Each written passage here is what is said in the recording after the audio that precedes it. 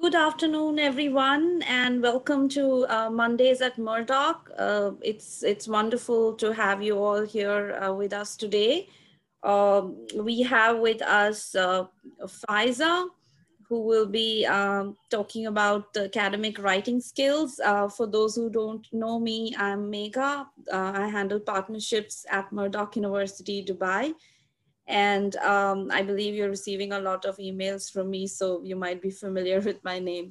So very quickly, Faiza is handling our foundations school here, and she's very passionate about helping students to improve their life skills. In fact, we had a very interesting webinar a couple of weeks ago on critical thinking, which was amazing. I actually learned a lot from it, and we have academic writing skills today. In fact, we have another one coming up in December, I believe, which is about digital citizenship. So Faiza is our expert in all of these wonderful topics, which have become extremely important in today's day and age. Just to give context on today's webinar, I mean, this is something which I believe we are messaging so much on text, and we are messaging on WhatsApp, and we always are trying to write things in a shortcut. So that really hampers our overall writing skills. And when it comes to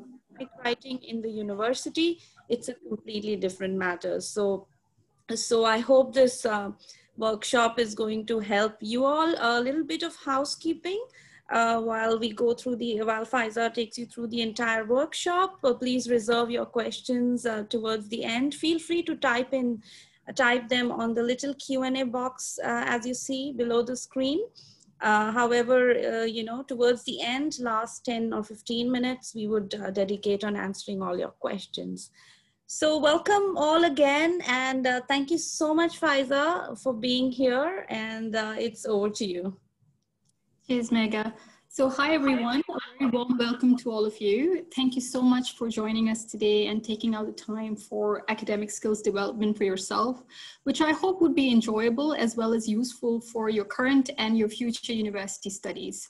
So while we are letting in more people to join the workshop, Megha already mentioned the housekeeping rules. So this is a relatively short webinar, about 45 minutes.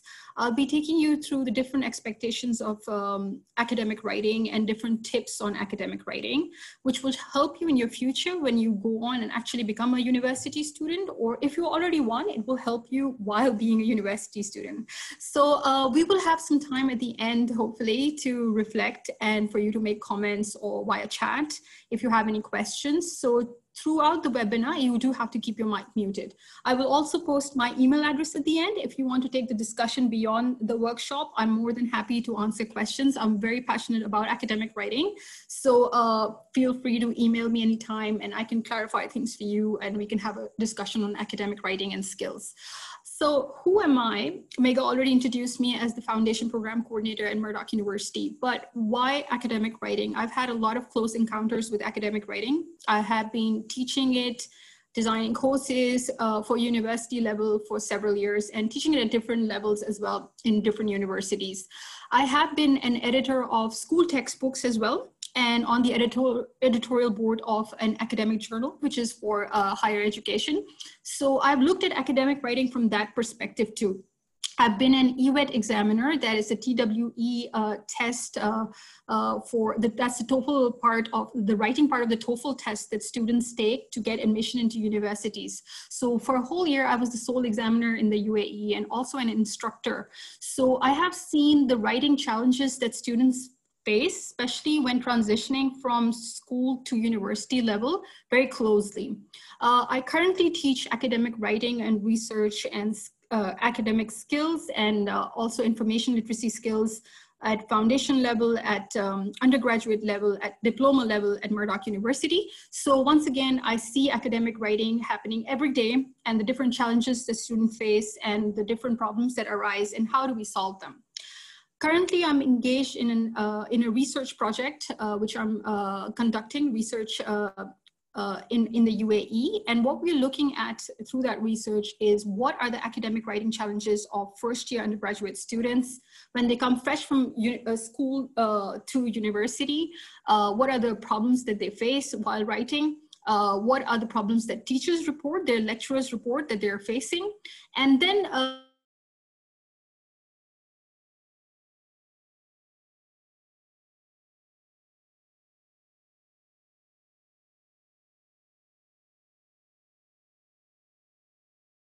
at tertiary level. And I hope it will be useful for you as you embark on a journey to university, or if you're already on one.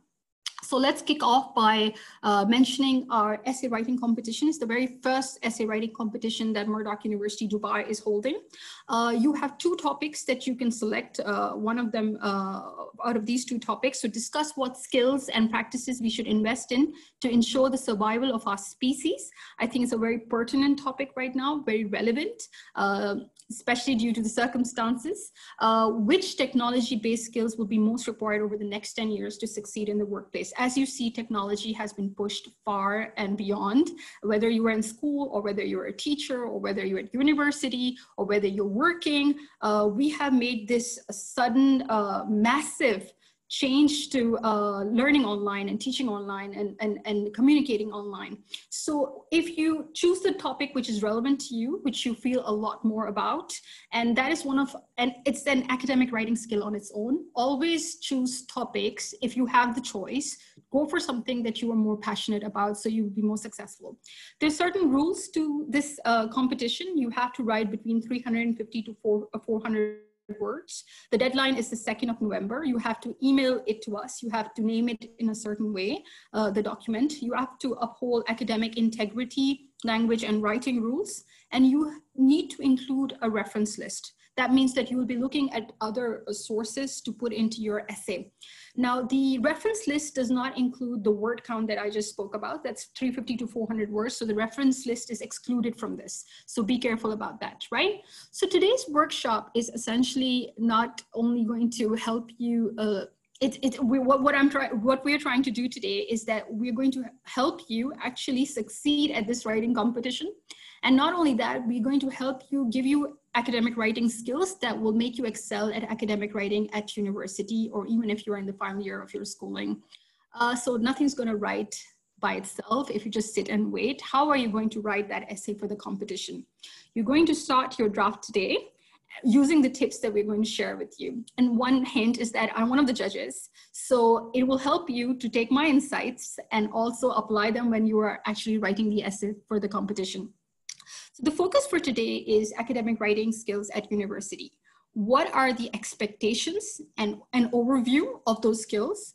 What are the different challenges that students face? And what guidance and tips can we give you as being insiders in the game, if you like, because we are teaching, we are assessing, we're marking these skills, we're doing research on them. So what are the different tips that we can give you so that you can get that extra edge and not make so many mistakes and not face so many challenges, right? So let's start without further waiting.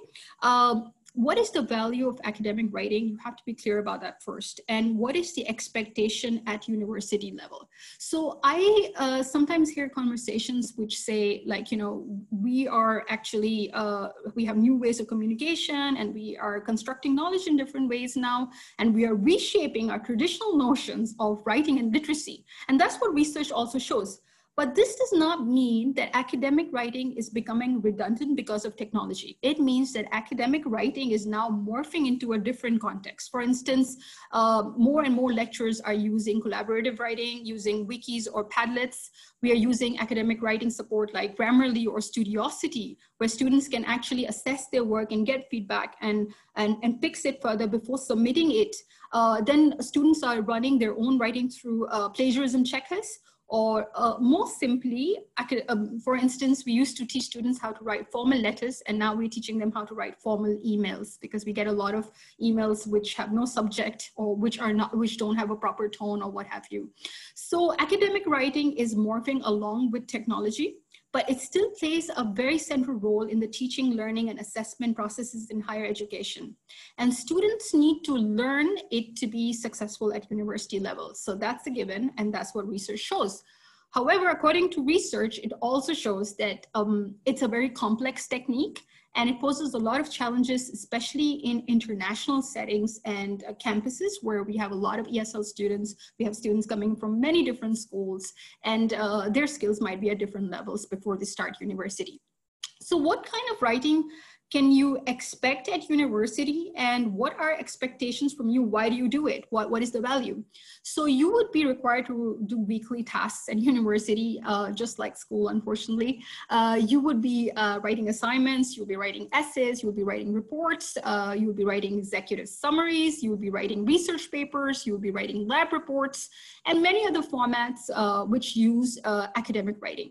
Now, academic writing is problematic because it's just not putting pen to paper. It includes a whole process in the background. When I say academic writing, you just don't start writing.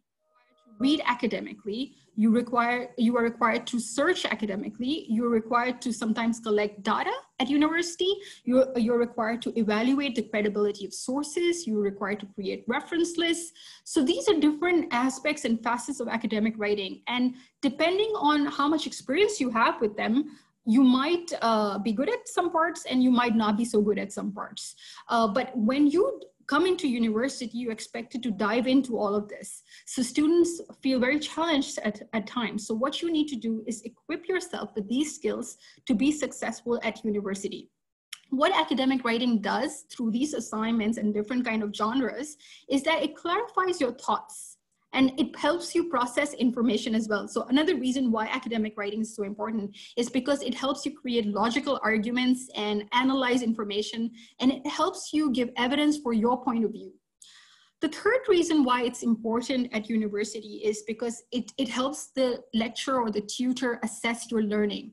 So it allows them to gauge your progress and also your understanding of whatever topic is going on in the class.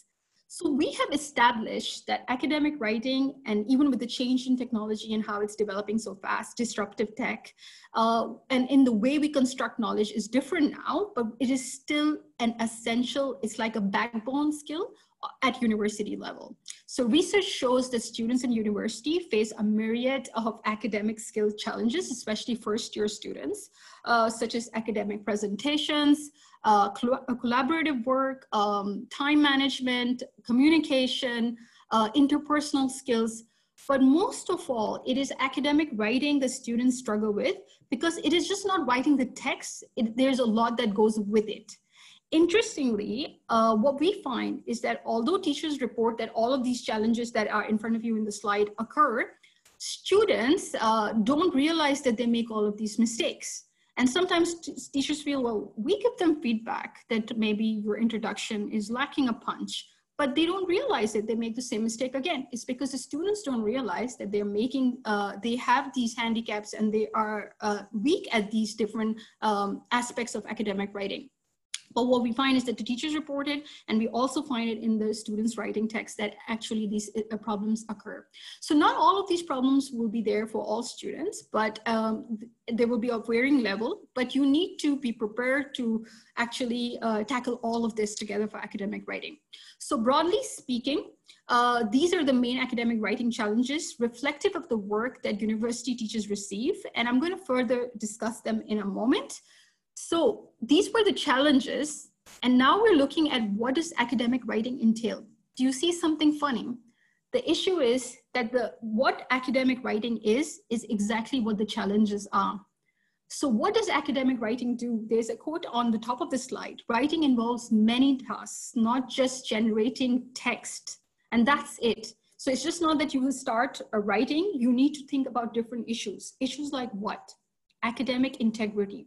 And we find that first-year students at university, they fall short sometimes of this. So plagiarism is a massive issue. Copy-pasting of information, not knowing how to cite, not knowing how to reference, not knowing how to attribute when you take ideas and information from somewhere else, that you're not giving them credit that this information has been taken from someone.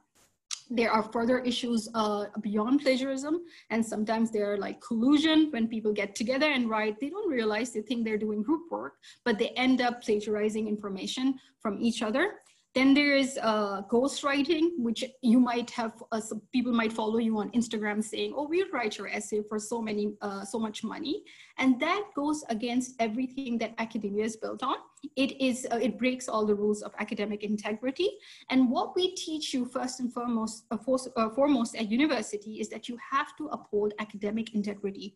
Your work has to be your own, which shouldn't restrict you from doing massive academic research and supporting your ideas, looking at different evidences and all the academic research that's gone on before you. But you need to learn to cite and reference it correctly. Another problem the students, actually, it's very prevalent, is structure.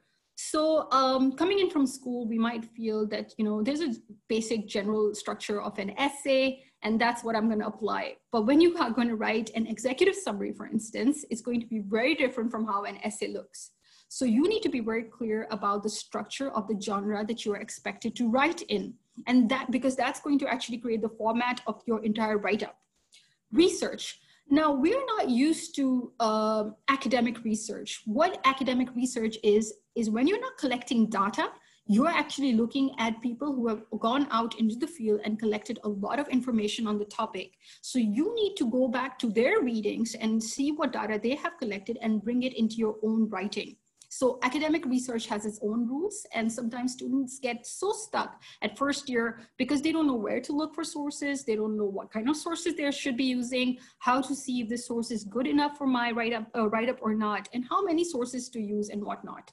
Academic vocabulary. You need to know that you're at a certain standard now of academia. So you are a university student, or you're just passing school and you're getting into university. So it should not be vocabulary which should be understood by everybody on the street. It should be a little bit higher than that. And not only that, it should be specific to your discipline. So if you are planning to do psychology at university, or if you're planning to do IT or business, then you should be using words in your assignments which are specific to your discipline. Cohesion. Now, cohesion means how do you tie in all your writing together? Do your sentences flow one after the other? Are they linked together easily?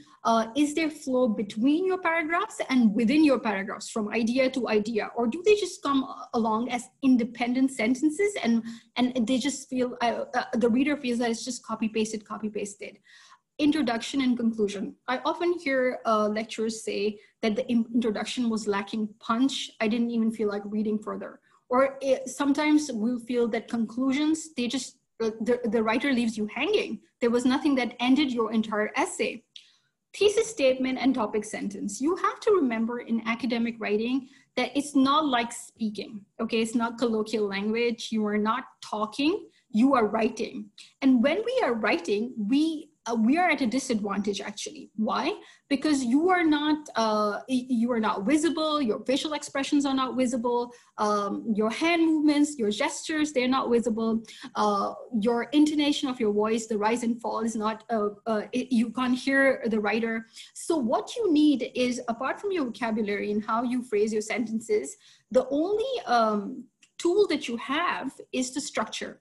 So at the right places, you need to repeat information. At the right places, you need to give a warning that what is to come next. At the right places, you need to summarize it, conclude it. At the right places, you need to give the, what is my argument about in this paragraph, for instance. So the thesis statement is essentially the main idea of your entire write-up. And the topic sentence is the main idea of your basic paragraph. So you need to be really careful that you know how to write both of them. Then the tone. What we find students increasingly doing, and as Megha also mentioned, is because we're so used to communicating informally all the time through written text due to our phones and different gadgets, the formality and informality of the tone is getting blurred. We are kind of getting, we don't know anymore how are we supposed to speak, who are we speaking to, what kind of tone should we be assuming, what kind of academic register should we be assuming. Further to that, logical arguments and analyses. So if you have an argumentative, for instance, that you're writing, so logical arguments are the basis of answering the research question. If you are analyzing something and you're writing, say, an analytical essay, then you need to look at the information really carefully. You can't afford to have any biases. You can't. You have to be very objective in your writing. You have to learn how to make logical arguments. Sense of audience and purpose. Now, sometimes the reader is not aware of the writer is not aware of who is my reader. Who am I writing for? Is this report should be for a business executive? Is it for my lecturer? Is it something that has to be so simple that anybody can understand it? So you need to have a sense of audience, and you need to be very clear about the purpose of your writing. Once you've got that right, that will reflect in your writing. Summarizing and paraphrasing is another challenge and another important aspect of academic writing. We find that students mostly have problems with paraphrasing. The issue with paraphrasing is that students, because they don't have enough experience or they don't know how to do it perfectly, they keep using a thesaurus or a synonym generator, and every second or third word is just a different synonym is used from the original sentence. They just keep replacing it. That's not how you paraphrase. You need a lot of practice for paraphrasing, and it takes time to build a skill, and it takes a lot of practice to build a skill. So you need to invest a lot of time in academic writing skills. Grammar, punctuation, and spellings. Now, these are the general complaints that any lecturer or anybody assessing your academic writing would have. Now, grammar, punctuation, and spellings are the mechanics that hold all of your writing together. If you see typos in any text online, would you want to use that in your academic work? Similarly, if you have typos or grammar mistakes or punctuation mistakes or spelling mistakes in your writing, it's not going to give a good picture about your argument or your write-up to the reader. So you need to be very careful about these things. And there's so many ways that you can actually curb these problems now. You can use Grammarly, you can use Studiosity. So there's so many tools which can help you actually solve all these problems and make sure that you're not making these mistakes. So these are the challenges, but these are also the expectations of academic writing at university, where lecturers generally feel, according to research, that students are falling short. So moving further, let's have a look at an example of a colloquial piece of writing and an academic piece of writing. I see a lot of you raising your hands, but we will answer the questions at the end of the webinar. We will definitely have time to do that, so don't worry. So colloquial piece of writing. Colloquial is when you are actually like communicating in everyday language versus what is academic writing, okay? So if you see in the first paragraph, the colloquial piece over there, what is the first mistake that I can spot as a teacher? Right as soon as I look at the paragraph, I can spot that mistake. There's a lot of arguing about the spinnaker. There's a lot of arguing about the spinnaker. It's the first sentence, okay? Not written in academic writing. And the paragraph below is actually the same paragraph and information put in an academic way. The problem with the first sentence in colloquial writing is there's a contraction there. And that cannot be used when you're writing academically. Contractions cannot be used. You will have to write there is. Look at the second couple of words, lot of. So there's a lot of sweeping generalizations going on there. In academic writing, you cannot afford to do that. You have to be very precise, very clear. You can't use expressions like a lot of what, how many. You have to be very specific. Then see the second sentence of your colloquial writing. Because it's so tall, starting with a conjunction, absolutely not in academic writing. The second word, again, is a contraction. Instead of saying it is, it says it's. It's so tall, how tall? So in academic writing, you'll be very specific how tall actually, not is so tall. You can see from all around, but does this mean it's a good thing for the economy, etc.? Etc. is not allowed in academic writing. Does this mean it's a good thing for economy? It's such a conversational style that while I'm reading this, I can actually hear the writer. It's really late. What's really late? So in academic writing, you will never write like that. You have to be very specific and clear. It was meant to be ready for the millennium. So much for the Millennium Tower. It's just costing us money all the time. So once again, you're writing as if you're speaking. You're writing with a lot of personal biases. You're writing with sweeping statements and generalization. You're breaking the rules like using etc., contractions, starting with conjunctions. And it's not going to employ as many people as let me see, has lost their jobs in the dockyard over the years. How many years? How many people lost their jobs? Where is your proof? Where are the citations? So this is the colloquial writing, is a kind of a write-up that you will send your sibling or your friend about some information where they can trust you with, but it's breaking all the rules of academic writing. I did not even know till the second, third line what is going on in this paragraph. Compare this to academic writing below about the same issue. The first sentence, Portsmouth Spinnaker Tower is controversial in financial terms. Immediately with that topic sentence, I'm extremely clear about what this paragraph is going to be about. That's what a topic sentence does. At 170 meters, in the first paragraph in colloquial writing, you saw it said, it's so tall. In the second paragraph in academic writing, it says at 170 meters. And then why should the reader trust you? There is a citation coming in. So the writer is actually telling the reader, where did I bring this information from? It dominates the city's harbor side. Look at the language and the vocabulary being used, dominates. And look at the language being used up there in the first paragraph. It's a good thing, you know? So you can see the difference. It dominates the city's harbor side and was expected to have a positive impact on the local economy. So now what the actual topic sentence said, it is elaborating on that. It is giving further clarification to that. However, now again, a transition word coming in, which is very academic. Income from visitors to the tower and the expected boost to the local economy from increased tourism and employment was lost because the project was delayed several times. And why should I believe the writer? There is the citation coming in. So the writer has actually gone and looked at different sources and brought in the information to you, to the reader. Now compare it with the information in the first paragraph. Same information without any citations, without academic language, breaking all the rules. The second thing that the third point that the author goes on to make, it may take 25 years for income from visitors to equal the cost of construction. So not only are they talking about what has been happening, what might happen next, again, based on research, and the local economy will probably be unable to recoup the lost income.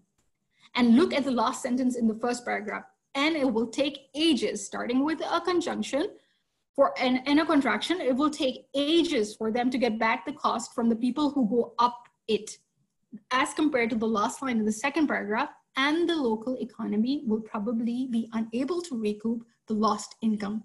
That's the difference between the same information in a colloquial style of writing and an academic style of writing. What is the academic style of writing? It is as specific as possible. It is formal in its tone, formal in its structure. It is academic or technical vocabulary or jargon is being used. There are no contractions. There's no slang. The content, it is based on analyses, critical thinking. It is objective.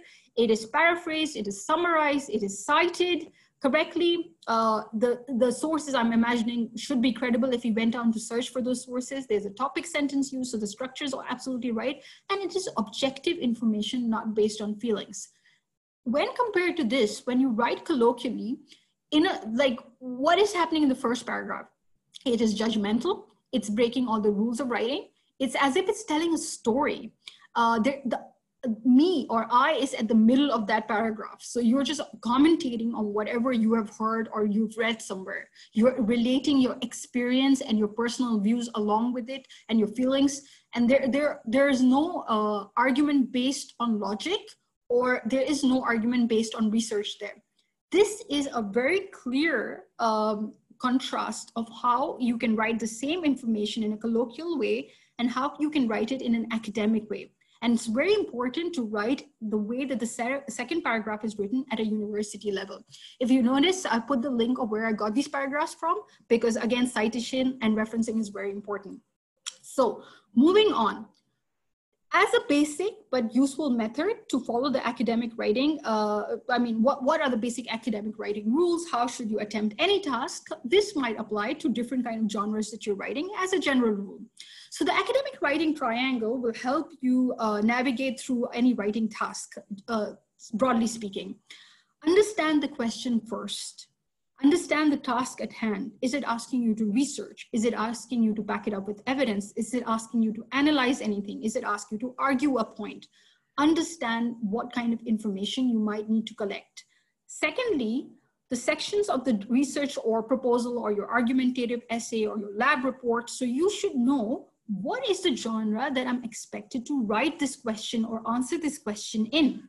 So if it's an argumentative essay, for instance, you would know automatically, I'll make an introduction, I'll make 3 to 4 body paragraphs, I might need to make a counter argument, and then I'll end the essay by writing a conclusion. If it's an executive summary, you will know that you will need to write an introduction or an objective. You will need to write 3, 4 short paragraphs. You need to write your findings, your conclusions. You will need to maybe write your assumptions over there, and you will label and give a heading or a title for each of the paragraphs. So knowing the genre really helps you before you actually sit and write. Use quality sources for your citation. So the kind of sources that you're bringing in from your research, they need to be evaluated for credibility. The fourth thing is that your citation and your referencing should be on point. So you should know what are the expectations. Is the author or is the teacher or the lecturer expecting me to write in or cite and reference in MLA or APA or Harvard or Chicago? What is the kind of referencing that I'm expected to do? It's like the kind of language you're being expected to write in. That's the same way you should learn the lingo of the referencing you're expected to do. Then finally, clarity. Academic writing is very specific. It's very clear. The purpose, the intent, your points, they should be very well guided, very well structured, and put in very clear language in your essay or in whatever genre you're writing. Make sure your grammar, punctuation, and all those mechanics are always correct. To give you a clue, whenever academic writing pieces are being marked, there are like 8 main criteria for evaluating those writing pieces based on different aspects of presentation of your write-up, of your content, of the language being used. So firstly, broadly, what would the different disciplines and different lecturers do? That will ultimately be up to them. But this works across disciplines, across subjects, and across different levels of university. They will look for evidence of adequate and appropriate background reading. So they will see how much research have you actually done and what are the kind of sources you're bringing in. Then they will look for a clear statement of aims and relevant selection of content. So does the actual entire essay have a thesis statement to begin with? And does every paragraph have a topic sentence? So that should give the clear statement of what is this paragraph about or what is this entire essay about. Does it have sensible planning and organization, or is it just a hodgepodge of information which you might have thought up or you might have collected from somewhere? Is there evidence of systematic thoughts and answers or arguments? So are you bringing in information which shows that you have actually planned it, outlined it, you're putting it your claims there, and then you're supporting it with evidences? Is the presentation very clear? If you were asked to, for instance, put it in a certain font, if you were asked to put a cover sheet, if you were asked to give the rubric, if you were asked, does it still have typos? Have you proofread it carefully? All of this, like I said, no one's watching you when you write. So you need to be very clear about what you're communicating to them through all of these things. Would you go up and present something with sloppy hair? No, you would not. Or, you know, your face unwashed. Similarly, when you're going to present a piece of writings to somebody, it needs to be proofread. It needs to be typo free. It needs to have the proper structure. It needs to follow the rules of that particular assignment or write-up. Like if your font is expected to be 12 size, then it has to be 12 size. Otherwise, you're going to be marked down or it's not going to be taken really well. It has to observe the conventions of academic language. So including referencing and citing, but your vocabulary and the kind of tone you write in and the way you use your sentences all have to be very academic. Another thing that a lot of assessments check is that the observation of the length of the requirements, the length that is being given to you. So if your tutors or lecturer says at university, well, write a 1,000-word essay on this. And if you're going to give a 500-word essay, then I am 100% sure that you probably end up failing that assignment. So you need to be very clear about how are you being evaluated when it comes to academic writing. Now, let's talk about the different aspects or important aspects. Let's take them individually, a little bit in detail, one by one, so that imagine you are applying for the Murdoch University's essay competition. What are the steps you are going to take to go through your write-up? Step number one is that you're going to do academic research because it says that you have to provide a reference list, right? And it's asking you a question, you need to back it up with evidence. So what you would need to do first is you will need to break down the topic that you have selected. First, you will go with something you're passionate with, break down the topic that you have selected, try to understand it, underline the keywords, and then you need to start searching. But where do you search? You need to search in academic, well-renowned databases. So for instance, Google Scholar, not Google, Google Scholar, ResearchGate, where it's a lot of articles are available with open access there, or your university or your school library website, for instance. So it might have academic journals over there that you can go and look at. So these are the places that you're going to start your search. And what are you going to search with? After dissecting the question and understanding and taking down the key points, you are going to put those in your search bar. Why do we need to find these sources? Now, your opinions and your ideas and your essay need to be founded on research. You need to say, well, I have looked at this expert and this authority, and that will give credibility to your writing. Looking at different sources also gives you many different perspectives. It helps you develop and refine your argument. So it's not like you are just making your claims in your essay, you are actually backing it up with academic research. You need multiple perspectives taken as a whole in order to get the complete picture. So if I say to you, for instance, why is the epidemic of obesity on the rise? If that was your essay topic and you don't know a lot about it, maybe just what you've heard or what you, some videos you watched online or about dieting or people gaining weight, so you need to start your research from scratch. You need to know about the whole topic before coming to a part of it. So what you need to do is that you need to start your research from very broad, and you will be narrowing it down to the keywords that you are looking for in your particular essay or essay topic or your research. Now, what kind of sources are the ones that are most probably the safest ones to go to? Academic journal articles is what we cite and reference from. That is the academic research you need to bring into your assignments at university level or into your essay. Now, these are written by academics or professionals who are at the cutting edge of or research, or who are actually conducting a lot of, writing a lot of papers in that field, who are experts in that field, who are teaching in that field, who are learning about that field on a regular basis. They often publish articles and research about that topic. They write in technical language, in academic language. So that is the type of source that is highly required in an academic setting, and not your .coms and your blogs, for instance. So we're going to talk about, that brings me to the credibility of sources. So how do you gauge? Now, you know, how do I begin? I begin with academic research. I look at what is the criteria of my write-up, then I begin with academic research. Once I know where to look for the articles, I need to be sure that the articles that I'm bringing into my research are credible. Now, credibility can be assessed with the 3 R's. Is the article you're reading, is it reputable? Is it published by a reputable publisher like Cambridge University Press or Oxford University Press, who are known for the academic text? Is it published by a well-known journal, academic journal? Is it relevant to your standard, that is university studies, or is it relevant to your question in hand? Is it reliable is very, very important. Now, is it reliable means you need to evaluate the credibility of the text by looking at, is it in date? Is it current information, or is it outdated information? Is it, does it have typos, or can I trust it that it is of some standard? Also, you need to make sure that the facts and information being given in it seem objective. They don't seem like they're trying to sway your bias or your opinion in a certain direction. Now, that is how you will check the credibility of the sources of the articles that you are researching to bring into your write-up, for your own write-up.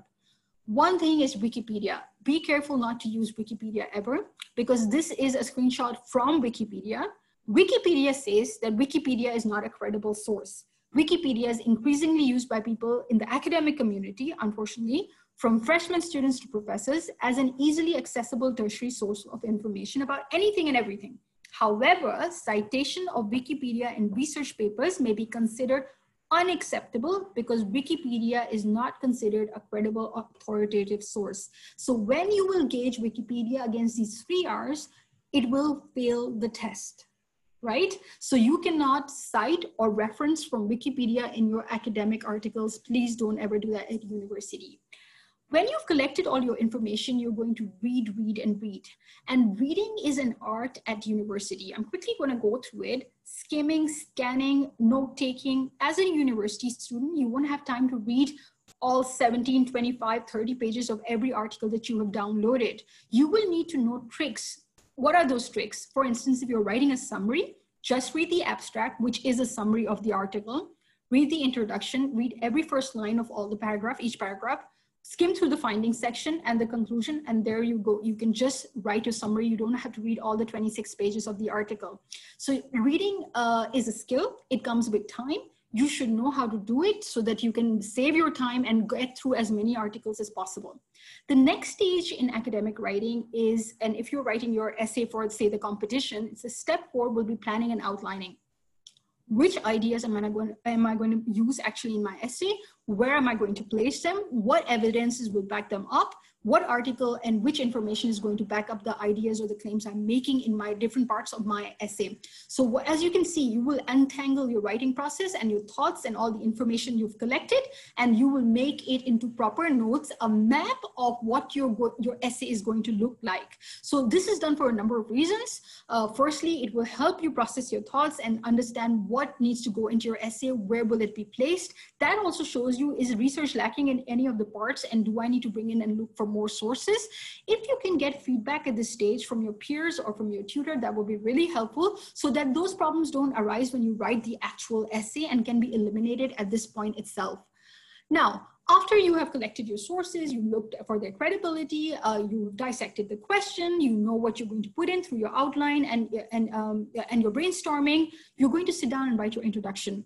When I teach my students to write their introductions and their conclusions also, there are 3 different broad sections that you need to look at. In an introduction, it starts from broad to narrow.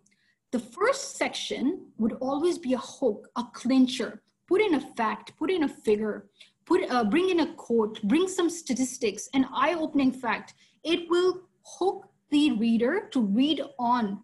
It will make the reader spend the next 20 minutes going through your whole article or your essay. If you don't have an impactful beginning like that, you might lose your reader's interest there and then, and even your marks sometimes. The second section of your introduction is, which I personally like to call the sandpit. You know, sandpit is where children play in playgrounds. It's because it's the only part of very rigid academic writing where I feel that students have some, they have a chance to get creative.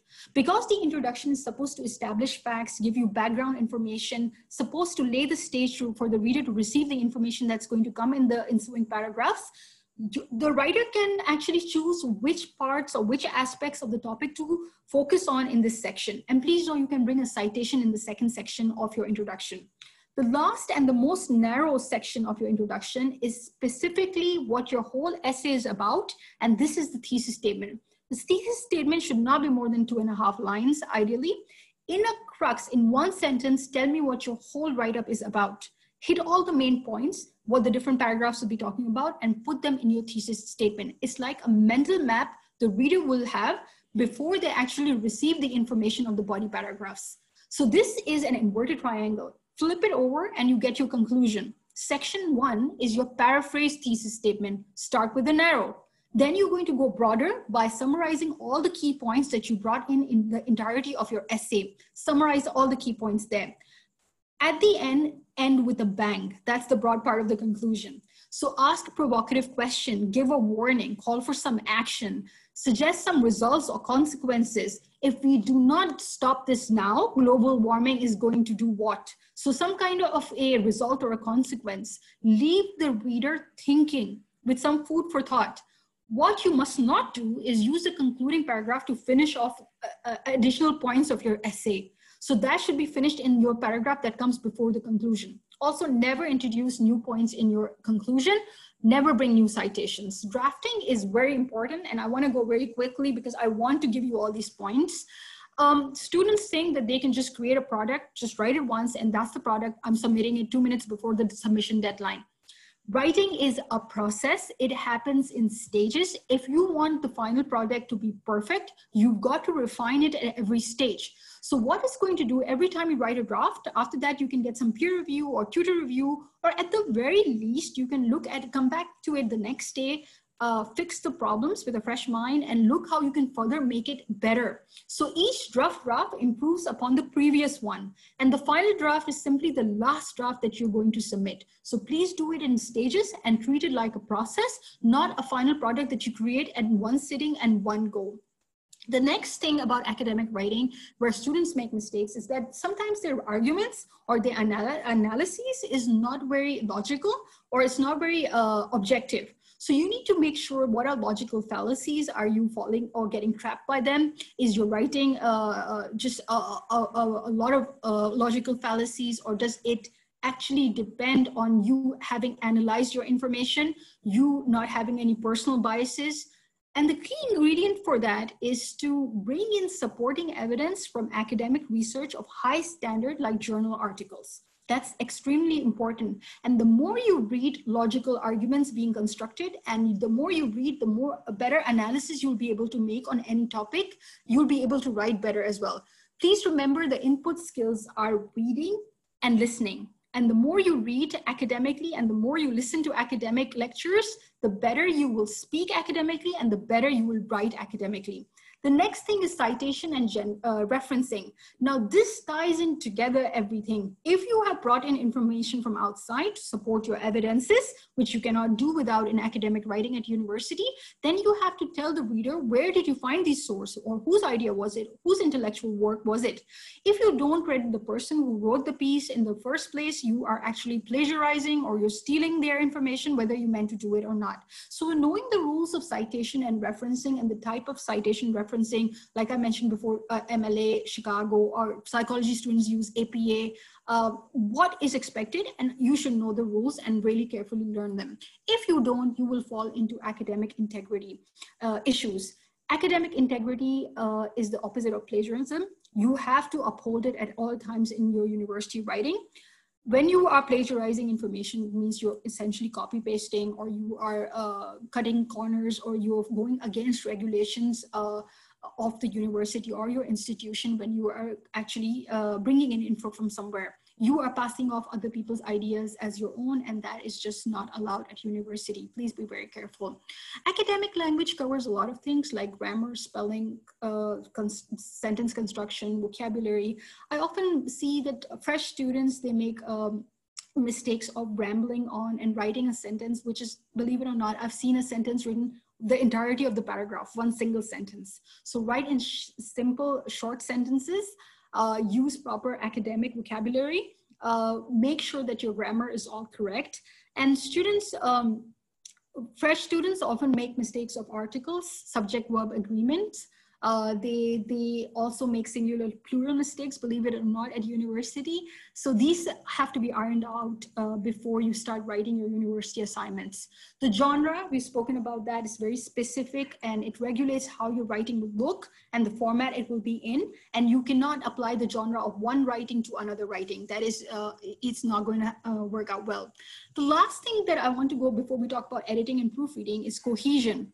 Now, cohesion is, when I said stickiness, or it gives a flow to your writing and from one idea to the other idea, you need to use transition words, or you need to use linking words, or signal words, they're called. If you Google them and look at the images, you will get hundreds of images which give you really good transition words, which will give a really beautiful flow to your writing and will not seem like you have put in one information and the next one and the next one. Sometimes people's writing, it looks like a list just put in a paragraph form. So what do you need to do? If you're contrasting something, try to use words like alternatively, conversely, differing from, in contrast, on the other hand, nonetheless.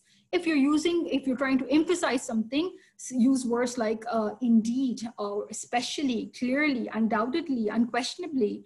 If you're using order or signal words, you will say firstly, secondly, thirdly. If you're starting your conclusion, so you can begin with to reiterate, in conclusion, in a nutshell. What this does is signals to the reader what is happening now. Like I said, you cannot use your hand gestures. So what you need to do is through the kind of words you use, you need to relate to your reader. Where are they in your write-up? Now, editing and proofreading is the final step in any essay you will write or any piece of writing. And it has become so easy now with using tools like Grammarly and Studiosity. I mean, you don't even need to be perfect at grammar to submit a perfectly edited work. But please, please always self-edit and proofread your work before submitting anything, whether you're applying for a job or an internship, or whether you're applying to a university, or you're writing a final assessment in your high school, whatever it is, edit and proofread your work. Do not be lazy and read it once more, and that will help you gain a lot of marks. Quick recap of a writing checklist and some tips, do's and don'ts. Don't use contractions. Don't use acronyms without explaining what they are. Don't use cliches. The number of times I read, like in this day and age, it doesn't have any impact on me anymore because I've read it so many times. So don't use cliches at all. Do not write in an informal tone and language. Do not use slang. Do not use first person unless it's specified like it's a reflective piece and your instructor tells you write in first person. Do not overuse descriptive or emotive language. Everybody is doing this, or the whole world is in a huge problem. This is descriptive or emotive problem, so don't bring a lot of adjectives. Academic writing does not relate well like this. If you remember the different paragraphs of colloquial and academic writing, you will be able to see that difference. Do not write in sweeping statements. Nobody can get a job because they're not studying this at university, for instance. So that's sweeping statement. Have you researched it? What are your stats over there? Do not use idioms. Do not use colloquial language. What do you need to do? You need to keep your writing. You need to do everything we've been discussing in this webinar. Apart from that, just a few takeaways are: keep the writing simple and clear, to the point, back it up with evidence, brainstorm, draft, proofread your work very carefully, learn to cite and reference, use transition and signal words. They help a lot in academic writing. So I'm going to come to an end here. This is my reference list. It's not done in any specific kind of type of referencing. The reason for that is all of you might not even know how to read that right now, or you might be used to different kinds of referencing. So what I've done is I put the links of all sources, whether I was speaking that information or I had that on my slides. I put everything in a reference list. The reason for that is that you should know that when you're writing academically, you should do the same. Once again, our essay competition. So here are the rules and the prizes to be won. You get a chance to be published in a special edition as well of all the winning entries. Those 2 topics that you have that you can choose from, and all the informations, the details and the rules. So you can actually take a screenshot of this if you like. Mega's also sent it out to your schools. The deadline is 2nd of November. So Mega, if we can have a quick look at the questions now before I show them at my email address. Is that possible?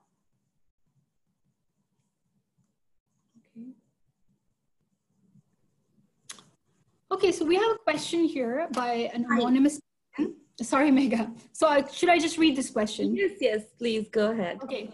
Is a college application letter, or rather the college self-introduction letter, an example of academic writing? If not, how is it different? It's absolutely a piece of academic writing, and sometimes it can make or break your entry into that university.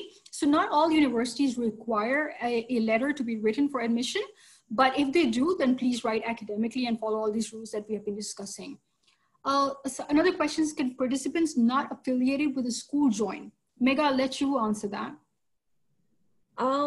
Well, no, I think unfortunately this is for school students, and you know, it's for a specific age group as well. So we want to keep it fair. Competition.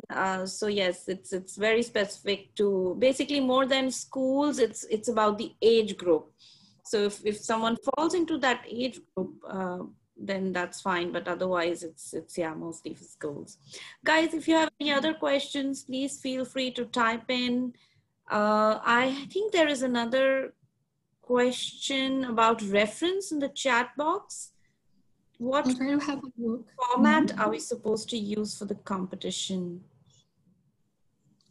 Okay, for referencing, right now will allow you to any format that you are used to. So if you're used to APA or Chicago at your school, please feel free to do that. We don't want to restrict you by having to learn a new kind of referencing. So whatever you have been using, use the same one. We are fine with Chicago is the most basic one, which many universities use as well. So go with that if you can, otherwise feel easy. We can read different kind of referencing. So we'll help you with that. Any other question? A lot of you were raising your hand during the webinar. Yes. I think then all the hands went down. So if those people who are raising their hands, do they have a question right now? I think there is. What's the age group for the competition, minimum age and maximum age? Megha? So I think the competition is open from 10th grade to 13th grade. So yeah, if you're like between, 10th grade to 13th grade, depending on whichever curriculum you are in, yes, you're eligible to send in the essay entry. I see another question. One second. Can you give some tips on essay titles? We already. Okay, so yeah, that's a good question, because I was actually talking about that in one of my classes yesterday. When you are given an academic piece of writing, do not change the title. So you are given a specific question. Do not get creative with this. This is not creative writing. This is academic writing. So you need to be sticking to the question that is in front of you. So say you select one of these topics, you've got to paste the question as it is. I hope that's clear. That's really valid, because students make that mistake at university too. They come up with their own creative topics. Yes, it's so important to like read it a couple of times, I believe, and be absolutely. Answering that particular or addressing that particular topic. So we have two aspects of it. Yeah. We have two topics, and yeah, students are free to choose any one of those. Any other questions? Go with what you're more passionate about, guys, because you'll be able to research and read more articles in that. Otherwise, it will get boring. What is more relevant to you? Go for that topic always. And stick to the rules. Like we've given 350 to 400 words as well. And you need to have a particular font, name it in a particular way. We need some information with it. If you have taken a screenshot of this, and I'm sure Megha already sent this to your school, this is the email address you can send it to so that we can assess your essay. And also, if you have any further questions about academic writing, whenever, I'm more than happy to discuss academic writing. And I always like to know what the tutors, lecturers, and the students are thinking, or what problems they're facing, or if they have any insights. So feel free to email me, get in touch with me, and I'll make sure I'll get you the response based on research that we are conducting. Excellent. I think we have another question about the college acceptance letter. What should I cite, and how do I speak about my achievements but not sound as if it is personalized? Question. So a college acceptance letter is academic, but you will need to reflect personally on your achievements as well. It's all right if you sound as if you are trying to list what all that you've been able to do. That's the purpose of that letter. So be very clear about the purpose. Be very clear about the kind of college you're going to, what might they like to see in your letter. Keep your tone and your language very formal, even when you write in the first person, which you might be forced to in certain aspects of that letter. Another tip is to Google college acceptance letters on Google it, just a general search, and some formats and samples will come up. So choose the one that is best with your kind of requirements. Okay, I hope that answers your question, Shaza. Who is your inspiration? If you mean for creative writing, because I published a few novels and I've written books for children, it's Paulo Coelho. So The Alchemist, when I was reading that novel, I wished that it would never, ever end. And if you mean for academic writing, it's Stephen Krashen. So he is the biggest linguist, living linguist in the United States right now.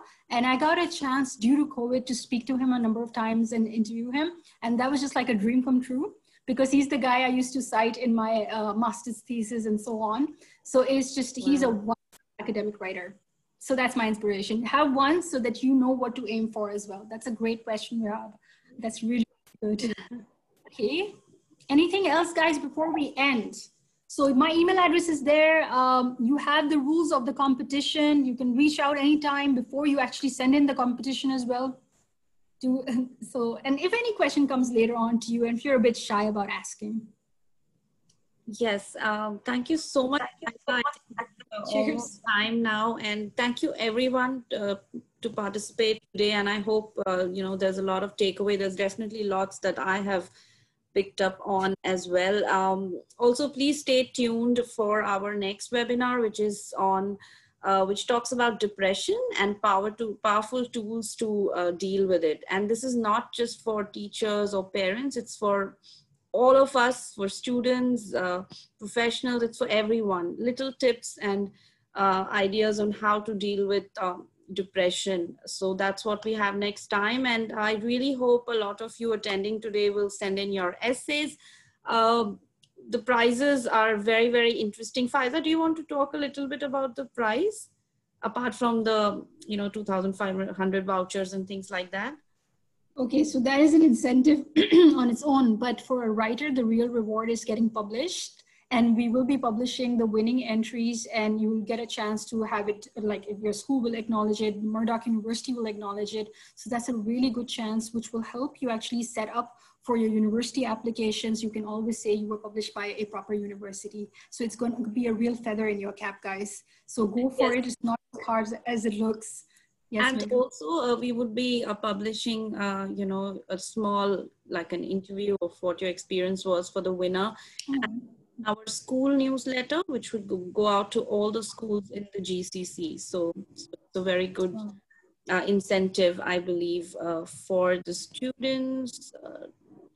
All right. So thank you so much. Once again, have a wonderful rest of your day. Thank you, Faiza. Goodbye.